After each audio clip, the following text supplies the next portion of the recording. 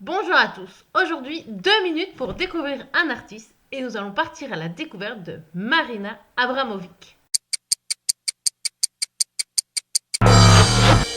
Marina est née en 1946 à Belgrade. Elle est d'abord élevée par sa grand-mère et à 6 ans, elle va chez ses parents.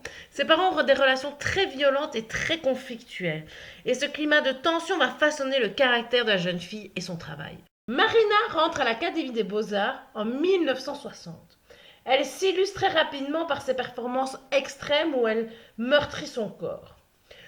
Marina n'est pas vraiment avide de sensationnel. Ce qu'elle veut, c'est mettre en scène nos peurs. Et elle va utiliser l'énergie du public pour pousser les limites de son corps et de son esprit.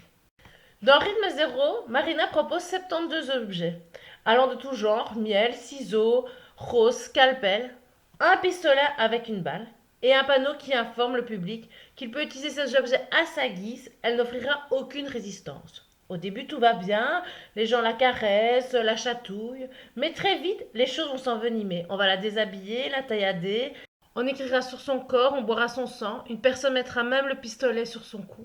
Après 6 heures, Marina se dirigea vers le public et on dit qu'ils sont tous partis sans même se retourner. Elle conclura, si un artiste abandonne complètement son public, il est capable de le tuer.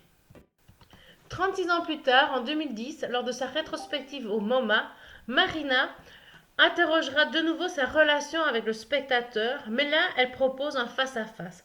Des moments de silence et d'attention intense. Ceux-ci peuvent durer 2 minutes, des heures, c'est en fonction du spectateur. Dès le début, dit-elle, ils étaient en larmes, moi aussi. Étais-je un miroir? J'avais l'impression que c'était plus que cela. Je voyais et je sentais la douleur des gens.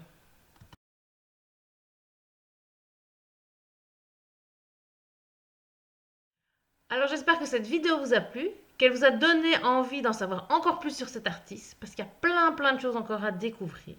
Si vous avez des questions, des messages, des suggestions, des propositions à faire, n'hésitez pas à envoyer un message sur la page Facebook du Centre culturel.